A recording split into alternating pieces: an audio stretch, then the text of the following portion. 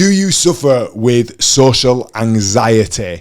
Lots of people do. They go into certain situations, whether they're at work, whether it is out socializing, whether it's meeting new people, being in certain spaces, around certain people, and they really struggle and they go inside themselves, or they act in a way that isn't congruent with the person that they actually are. Now, social anxiety exists, absolutely. There are things that we can do to improve that and work on it. That's something that we do with our clients in Game On's coaching. We obviously want our guys who are in the program to function in and enjoy every aspect of their life, and socializing is a big part of that. There's also something where it goes the other way, and we use things like anxiety, socializing as barriers. We put them up because it's easier to say that we've got those and then deal with them. And so we say, oh, I can't do that, I've got social anxiety. We can't do that, I'm an emotional eater. We can't do that. And this is a workshop with Jon, who's our head psychotherapist at Game On's Coaching. This is him delving into some of that, how to work on that, and what that looks like, and how that might be showing up in your life. And if it is, how to deal with it, move past it, and have an awareness of it within your own behavior. This is the kind of deep stuff that we go into with our clients at Game On's Coaching, because it's not just about losing a few pounds. It's not just about, looking good on a beach. They are byproducts of the things that we do. It's about being able to look in the mirror and really love the person that is staring back, and build and live a life that you are happy with. And this is a big workshop that has really helped some of our guys. So please take a look at Jon's workshop on social anxiety. So welcome everybody. The date is the 5th of the 12th, 2024. It's Thursday night. It's me, Jon, the resident psychotherapist with GMC, and we're going to talk about social anxiety as an identity. So often in social situations, but also in a therapeutic setting as well, I hear this phrase, and it is as condemning as it is simple. It's, I have anxiety. I have anxiety. Or an extension of that, I am anxious. And they seem really simple. And it's usually followed up by, it's just who I am. That's just who I am. I talked about it the weekend when I talked about anxiety more as an embodied experience. Anxiety is not an illness. It can make us ill, but it's not an illness. It's a psychological state. And so when we are experiencing anxiety, and this is how we should phrase it, sorry to be a picky pedant about this, when we are experiencing anxiety, we've got to understand it as something that's coming along and giving us a message. It's a very uncomfortable message. I am anxious, I have social anxiety. We start to conflate that with a sense of who we are. And we diagnose and label ourselves and define who we are. And it's really reductive. We end up shrinking who we are around a set of permissions and a to-do list and a survival strategy that ultimately isn't very helpful. Now, that is all to say this. As a psychotherapist and counsellor with people, I completely empathise. Indeed, I have my own anxieties and difficulties navigating this world as well. It's when it starts to become unregulated and bleed into an idea of, this is all I am, this is how I am, and this is how it will always be. And the reason why I bring this up on social anxiety is because our diagnoses, however formal or informal, have started to become, if not social currency, but started to become statements of small talk and navigation and ways in which we see situations, but also ask people to see us. And we will absolutely get back what we ask in terms of how we wish to be seen. And anxiety is definitely, it's quite a maladaptive currency out there, and has been for a number of years in terms of how we see each other, label ourselves, and kind of speak our truth to the world, however inauthentic that truth may be. It's a really good way, though, maladaptive and survival-based as it is, to pull people in, to find people who get it, but also to push people away. This is our child in control. When all we have got to deal with in situations is our sense of survival, that's where our inner child is raging. And we will pull people in. We will text, we'll overshare, we'll genuinely welcome people into our spaces, and we end up with quite a confused attachment style, where we're really, really giving people lots and lots and lots. And then we're really, really pushing them away when we realize we might have overshared. This is that unregulated, anxious child in control. But it becomes a way in which we hold people at arm's length. Doing my job now, it's not a superpower and it's not magic, but usually when we're getting together and when we've got like mad at the weekend, we can see the people who are putting out the social anxiety vibe of leave me alone. Leave me alone. But also, I don't really know how to be in this space comfortably. And it becomes a frozen to the spot situation. And there's times, I've been with GMC 4 years and I've been to a number of MADs as well as numerous other social situations as a psychotherapist. And you see the people frozen to the spot. It's a way in which we get people to leave us alone and embody a sense of, I don't want to really be here and this is overwhelming. The trick is, or the challenge is to make sure it's not who you become. So to understand social anxiety, unfortunately, we've got to understand shame, which is a terrible word. Anxiety, depression, shame. I deal with all the lovely words. And a really good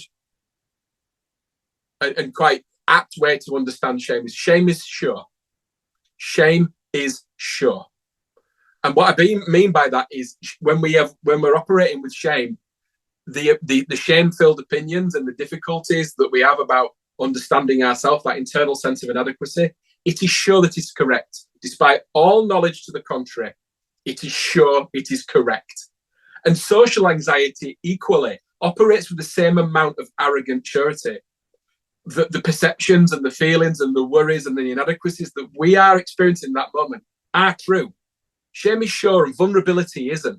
Vulnerability, the antidote to shame, is the way in which we have a go, show up, stick two fingers up at doubt and go, you know what, I'm in. And that takes so much energy and bravery to do simply because shame is sure. It's already told you who you are. Why do you need to worry? Why do you need to socialize? Why do you need to try? Why do you need to ask that guy for their number? Why do you need to ask your partner for sex? Why do you need to, I don't know, get married, take that trip, apply for that promotion? Shame has already told you who you are. This is not for you. And social anxiety it's a really socialized way in which we go out and look for that confirmation. It's where we test that theory. I'm not enough. And otherwise, obviously, we'd all feel okay. If we didn't have that, we'd all feel okay. We'd all be well aware of who we are in truth. But how did it become like this? Because once upon a time, we didn't feel this way, guys. We may not remember it was true. Once upon a time, we were born.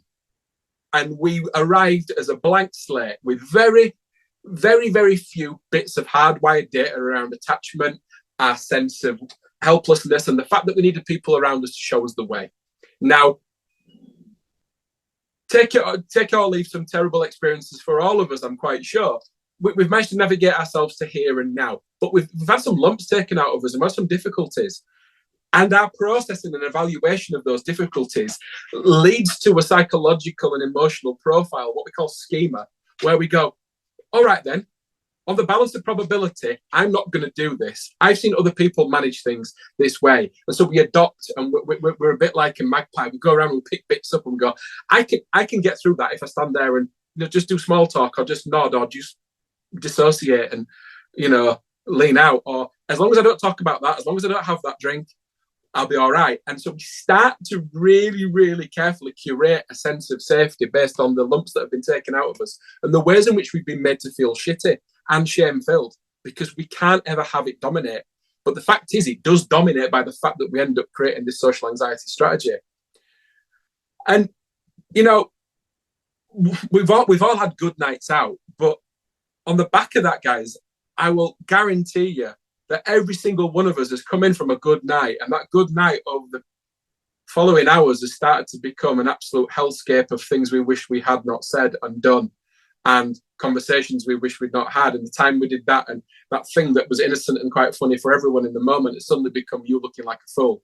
It's the 3 a.m. shame voice, otherwise known as the vulnerability hangover. And I shared with you that when I started with GMC, albeit for the guys on the recording here who don't know, the actual setting up of this presentation tonight was an absolute arseache, and it made me look really, really silly as far as I was concerned. But in truth, people won't remember that in about 2 weeks. But the fact is that in 3-4 weeks' time, me sitting here as an absolute technophobe, struggling with an iPad, trying to get a presentation up, might visit me at 3 a.m. and thinking, what must those guys think? I'm supposed to be the GMC psychotherapist. We all get these 3 a.m. shame voices. We all get the vulnerability hangover where we've put ourselves out there, we've had a go. And what tends to happen is social anxiety mutates and fucks with basically our sense of reality and what really went on. When self-esteem is not in place and is not there to say you're not enough, shame evaluates every moment. It looks for error and it will fucking find it. It will find it. So neurologically, in these situations, what we're looking to do when we're out and about, but also afterwards, we're looking to freeze safely. We've got flight, fight, freeze, collapse. We can't run away from a night out that's gone. We can't necessarily run away from a night out that's in progress, although I have done that. We will always choose survival over thrive.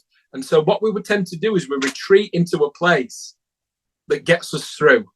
The problem is that, and I've talked about this neurological change at the weekend as well, once our clever prefrontal cortex, our evaluative, sensible part of our brain comes back online, it tends to look at our way in which we've navigated our decisions and navigated our time socially and from a connection perspective quite badly. This is why people come to therapy, because people understand the difference between their potential, their sense of what they're currently doing, and what they're actually doing at the moment in terms of survival. There's a disparity between the two. If we didn't have that sense of disparity, we'd be content with everything that we did. But we're choosing survival over thrive, and it's getting ourselves into thrive that's really important, because this is our pain. The survival bit is our pain. I talked about it at the weekend as well, about iteration, the repeating of things to a point. And we were just talking about it a moment ago on Mindset Reset, when we were saying that the second time, the third time, the fourth time, when you keep going back to the mads and the meetings and things like that, that iteration, that repeat starts to create a sense of, this is home, this is safe, this is good, these are good guys, this is where I belong. But belonging takes time. And for the socially anxious, what we tend not to do is to iterate. We tend to try things once, evaluate it as a standalone, and never repeat it, because the pain of survival and getting through of it we often view it as too much to be worth doing it before. And I'll often say to people, have you what's your daily schedule? You know, when I'm bringing new clients in, by the way, have you tried meditation? Is it? Oh, I tried it once. Okay, how did it go? It was okay. It was good. When was the last time? Oh, probably about 18 months ago. Okay. And what tends to happen is people give something a bit of a go, evaluate it quite strongly, realize that it's not making all the problems go away, and then refuse to repeat it because the evidence didn't give them enough reassurance that it's, desperate people will eat, drink, or do pretty much anything to make the pain go away. We will. If you're thirsty, you'll drink. If you're hungry, you will eat. And if you're really looking for comfort, you need things that are going to come into your life that are going to make that comfort immediate. And very little is immediate. It's iteration that does it. But this familiarity that we want, it does breed contempt, but comfort too. True familiarity gives us that comfort that we're meant to be in these places. But a lot of us will mask. And this is this inauthentic tactic that we see quite a lot. It doesn't allow for this organic evaluation and growth and connection, because we are always just going to be this stock version of ourselves that gets through it. I had a couple of conversations before in the Mindset Reset about how people present themselves a certain way just to get through situations. Some of them situations they didn't necessarily want to be in, and others that potentially they were quite nervous about spending time in, but just wanted to be able to navigate safely. But when we mask, we tend to put a brave face on and come back. And so we go from despair and having to protect ourselves through to relief. What we never connect with is any of the sense of safety, sense of true interaction and human connection that we're looking for. That stuff goes by because we're just looking to survive it.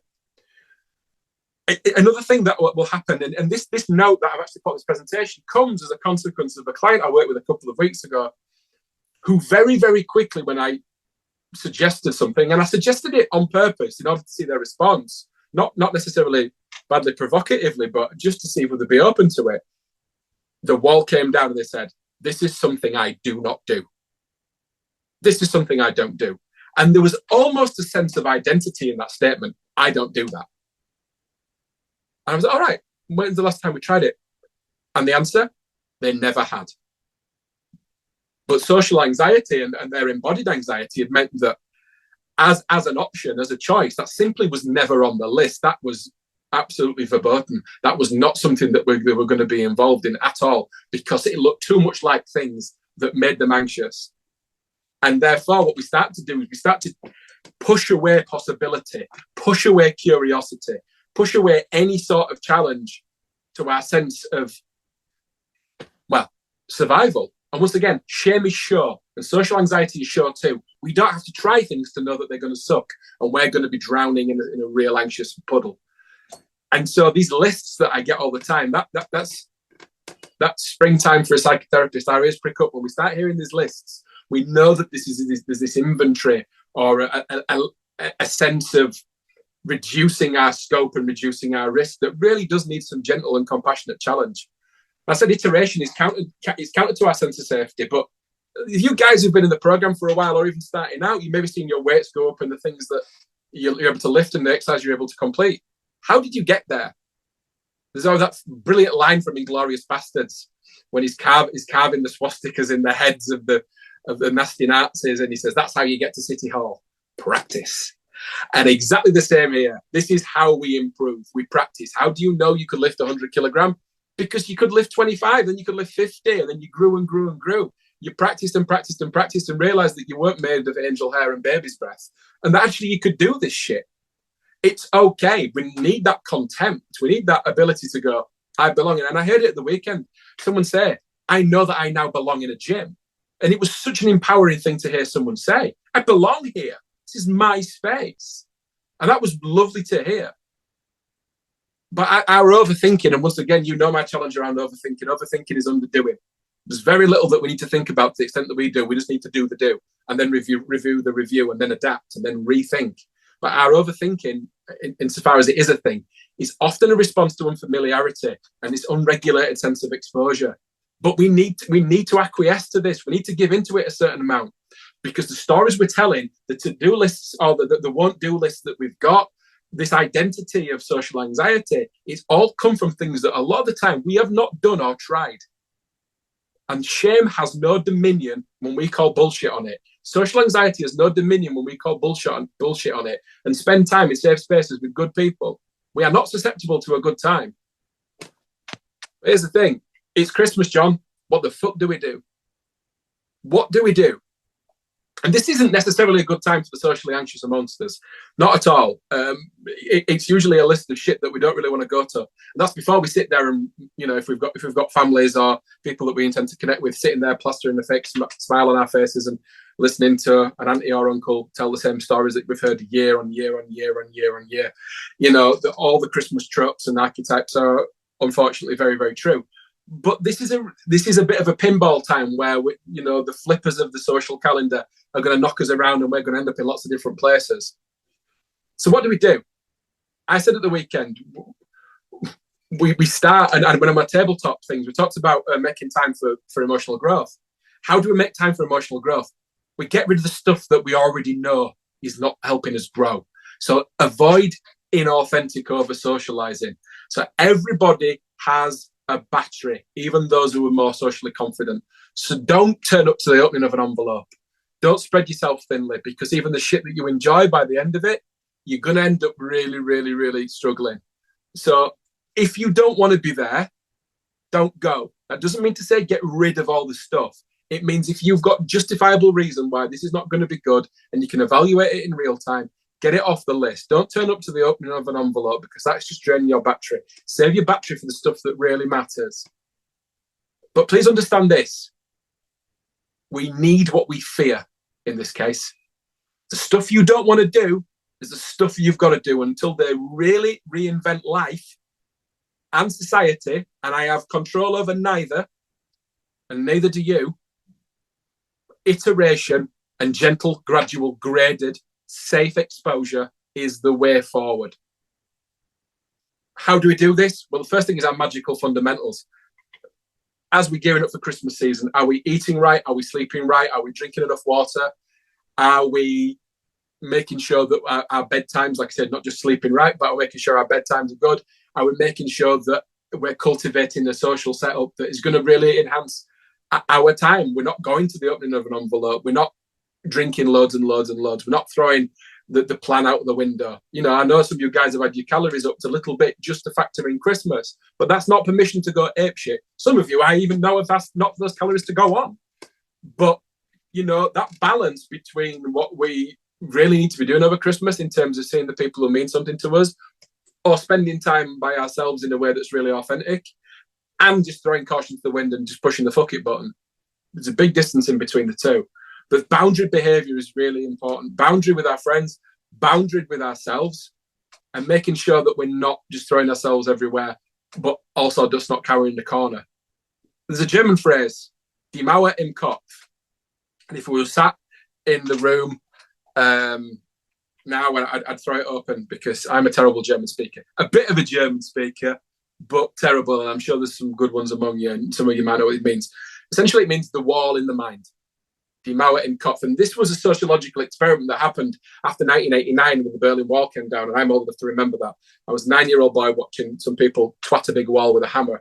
I remember asking my parents what was going on, and my dad went, like, something about freedom, son. And as time went by, I worked out what it was. And as I became a psychologist and a psychotherapist and counsellor, this sociological phenomenon, die Mauer im Kopf, came up again and again and again. In short, what it meant was that when the wall came down, we all saw on TV people rushing over both sides and people hugging long lost families and friends and relatives and all that sort of stuff. And to the outside world, this was brilliant. People have been freed and liberated. But if you dug a little deeper, you realise that that time behind the wall, particularly for the Aussies, the East Berliners, it meant that they'd been neurologically shaped around certain behaviours and fears. And many of them would still carry their identity cards. They would shop in the same really quite sparse shops on the eastern side. They wouldn't venture to West Berlin. And they did this really, really interesting study about and mapping about where people went. The fact is, the wall still existed for a number of them. They've been socialised and treated in such a way that the knocking down of the wall didn't matter. They had an opportunity to integrate, to celebrate and to be there. But what mattered to them most was that internal sense of safety that they'd told themselves kept them alive and kept them surviving. So the wall still existed. The fact is that they thought that the internal wall, we think that it keeps us safe, but actually it keeps the good stuff out. Hence, the less that we let in, the more the idea of an identity around social anxiety has a legitimate argument, because there's nothing coming in to challenge it. And that's so vital that we understand that. The less you challenge that identity, the more it becomes true. And it's not true. What I would hugely, hugely recommend is this, is early sober evaluation of nights out. I used to do a thing, and I've done it once in this talk tonight. I've checked in with myself and gone, is it going okay? Yeah, it's going all right after the IT fuckery. Actually, this is in flow and I'm not doing too bad. Because if I go sit on the couch in 10 minutes time and my wife goes, how did it go? I am likely to start picking away at it and evaluating in a way that's inauthentic and not true. So that little aide memoir, that little bit of a mental note right now goes, no, you can't do that because you checked in real time and it's okay. This is what we should be doing on nights out and in social connections that we find difficult. Check in with yourself. How are you doing? How are you feeling? One more drink or not? Who are you talking to? Who do you want to speak to before the night's over? When do you want to leave? What's the plan? Just make sure that in real time, you've time-stamped it and said, you know what, in this moment, I'm doing okay. Because your evaluation will try to take down a rabbit warren of like that 3 a.m. shame cycle, that 3 a.m. shame voice. We don't want that. What we want to be able to do is absolutely understand that we've done really well. Writing in a journal after we've been in social situations is really useful too. And if it hasn't been a bin fire, documenting that it hasn't, rather than sitting there and letting the shame voice take over. Be honest with yourself. This has been okay. So we need to shake this identity of anxiety. Please know this. And I am in the trade of inconvenient truths. I say quite lovely things to people, not because I want to compliment or flatter them, but because it is the inconvenient truth about who they are. You are and always have been more than the things you fear. It is our pain that sometimes we do not actualize, that we don't get to where we would hope we were, or where we should be. That's our pain, because if we didn't understand what we could be, then we wouldn't have that disparity of underachievement or anxiety at all. We would be happy with how things were. But you are more than the things you fear. Does not matter. Socially anxious, socially confident, old, young, male, female, gay, straight.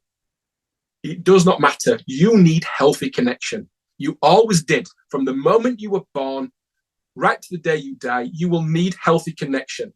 You need people in your life who add value, perspective, love, compassion. Our stories, our scars and our battles teach us that this is a really difficult thing to acquire. And for some of us, on the balance of probability, it's best if we back away. But the moment we start to back away, we're actually counterintuitive to how we're designed. You need healthy connection. You absolutely do. And that is the truth, whether we lean in or lean out. So start healthy connections by getting rid of the ones that don't work. It's feng shui for the mind and for the socially adept. It absolutely is. Get that shit out. If you have people and situations in your life that take up loads of bandwidth and give nothing back, is there any wonder that you feel to a certain extent socially anxious anyway? Because all your best shit has gone to the people and situations and places that don't deserve it. Of course you're feeling socially anxious. You're running on fresh air. It's so important that we understand that. We need a good, clear run at this. Getting things out of our life that don't deserve to be in it. Utilize your body as well to optimize your social battery.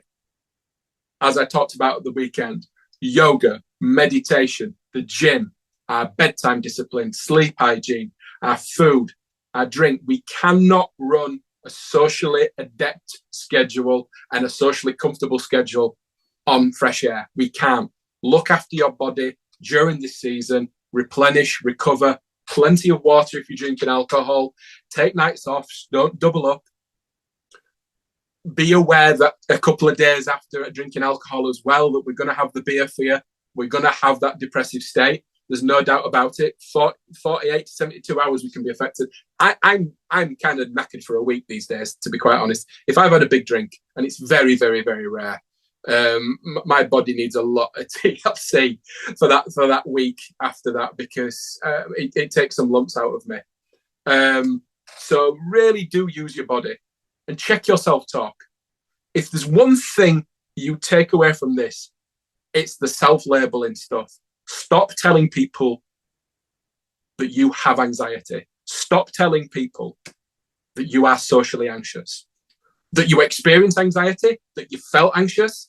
It sounds nitpicking, but one is a focus on experience. The other one is a focus on self. And the more we start labeling ourselves, the more we change and adapt how people speak to us and treat us. And we need that connection. We don't want to be pushing people away, guys. We need to be bringing the good people in. Check your self-talk. Ensure that you're kind to yourself and you evaluate your nights out properly. And have a really, really, really lovely time. Thank you.